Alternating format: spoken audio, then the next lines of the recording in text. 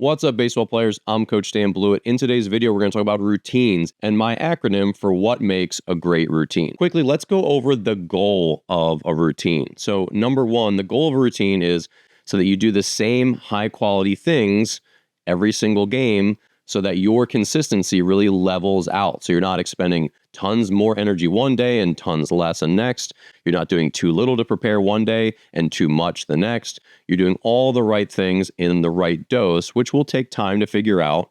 But then you're going to continue to drill down and do that every single time so that you know your fluctuations in performance are not because of improper or wildly different preparation. But as young players, it takes a long time to tinker and figure out what your best routine is. So that's what we're going to cover in today's video. So first, if you're new to my channel, I'm Dan Blewett. I have 4 different books to help baseball players. This is one of them. This is This Slump Shall Pass. This is my mental skills book for players of all ages. This is something you definitely want to pick up if you want to improve your mindset and optimize your performance as a baseball player. So let's talk about routines. Number one, you're going to have lots of different routines. You're going to have long routines like a starting pitcher's, that might be an hour and a half start to finish before a game. You're going to have really short routines like when you step out of the box as a hitter between pitches, or as a pitcher when you step off the mound between pitches, right? So there can be very short routines and there can be much longer routines and everything in between. But good players, they control as many variables as they can in all of these little different routines. Some routines are much more physical than mental. Others are purely mental, like, again, stepping out of the box and maybe just taking a deep breath and figuring out what's your approach on the next pitch. And so let's go through the 5 elements that I think are important on longer, more physical routines. So the acronym I like to use is ROAST, R-O-A-S-T. And the first letter is R, and that is for relevant. So lots of times players do things that aren't super relevant to what they're about to do. So as an example, for a starting pitcher in baseball, you could run 2 miles as part of your warm-up. That would get tons of blood flowing, all this stuff, right? But that's not very relevant to what you're about to go out to do. When you're going to go out and be a starting pitcher, yes, you're going to be in the game for a while. You need some leg strength and some cardiovascular fitness, but really, you're going to do an explosive action over and over and over again. You're going to rotate, you're going to use your hips, you need flexibility, you need to get your arm loose. So a 2-mile run right before you pitch is probably not going to be the most relevant thing to help you get ready, right? And that seems like an extreme example, but there are lots of times when players are doing weird drills or weird exercises, or they have, they're carrying lots of extra equipment with them. And these things maybe don't serve that useful of a function. So you want to make sure all the drills that you do and the exercises that you choose to get you physically ready to play have a very specific purpose. Where if someone was doing an audit and said, why do you do these 7 drills and exercises? You could really defend like, hey, this one is to get my shoulder loose. It's really important to get my shoulder feeling the way I want it to. This one helps me keep my pitching mechanics on track. This hitting drill helps me not drop my hands because that's a common problem that I have. That's the way you should be able to defend a really good routine. Number 2 is optimized. And I like to use the term the optimal dose. And here's sort of the reasoning behind this. If you had a headache and if you took 2, headache pills and that would cure your headache, would you take 6 headache pills, right? Would you take 10 of them? No. You always want to take the optimal dose. And this is what they do in the pharmaceutical industry. They try to figure out where is the effective dose and how much can we add to it before the effect goes away, or how much can we take away from it before the effect goes away. We want to figure out exactly the right amount to give someone where they get all of the effect and none of the after effects, when they're not doing too much and we're not giving them too little, right? And this is the same thing. So as a position player where you're getting ready to warm up for the game, if 6 sprints of 20 yards gets you perfectly ready on a warm day, then why do 10 sprints? Why do 12 sprints, right? If you can get your swing perfectly honed and ready for the game in 15 cuts in the batting cage, why take 20? Why take 25? You're going to tire yourself out. Baseball seasons are profoundly long, especially compared to other sports.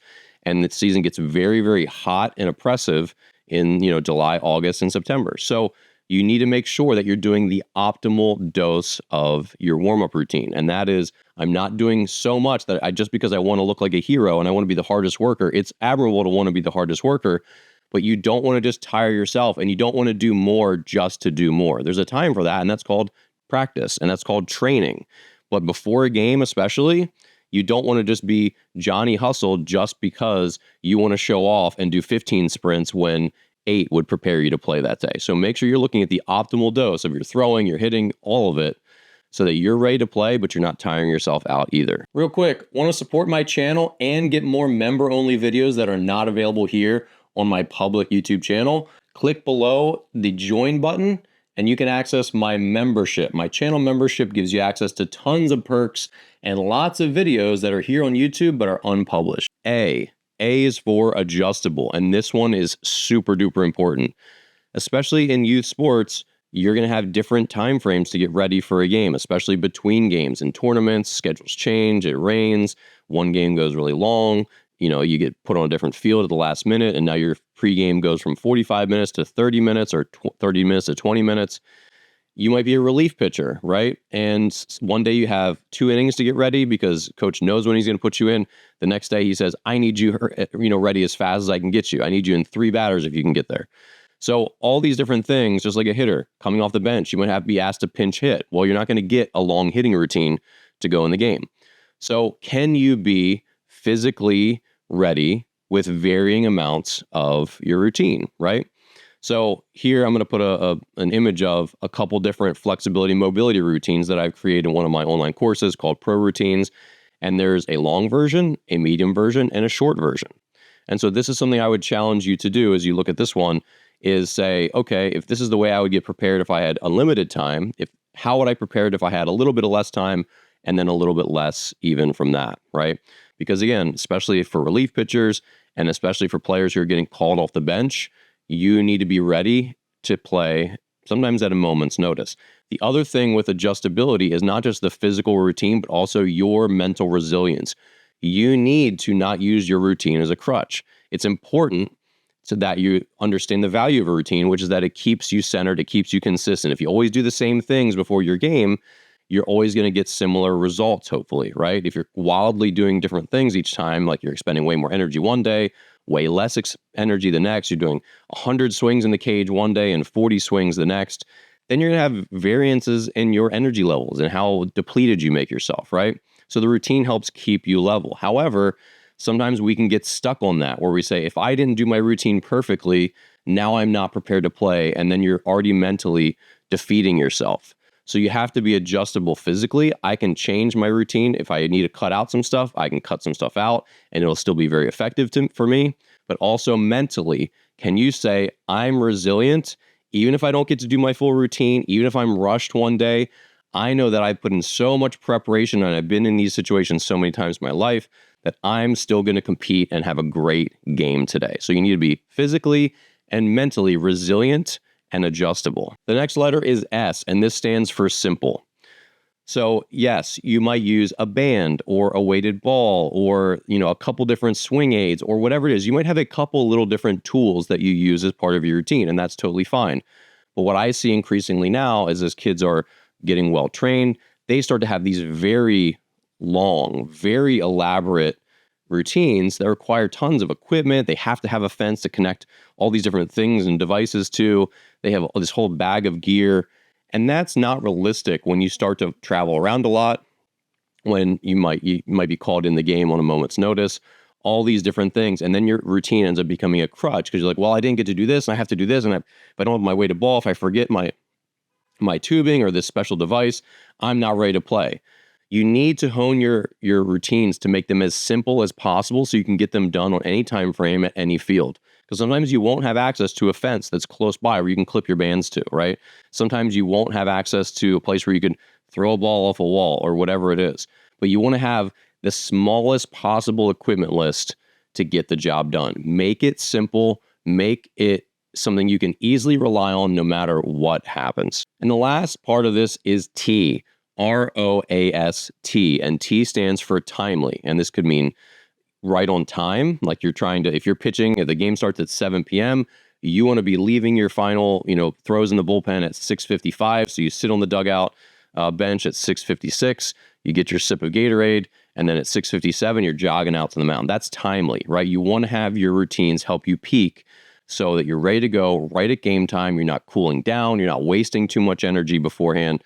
That's ideal. Or timed. So if you have 45 minutes, what does that 45 minutes look like? Maybe you have 30 seconds of this drill, 1 minute of this drill. You're going to throw at this distance for 1 minute, and then the next distance for 2 minutes, and the next distance for 3 minutes. This is really, really important. And the higher level you go, the more players are very rigorous about being on schedule with their timed routines, especially starting pitchers. Position players, you're going to have a lot more flexibility because batting practice is going to be set up for you a lot of times. Your time in the cage is not going to butt up right against game time. But all these different things you need to think about. When do I want to be optimally warm and ready to go play, right?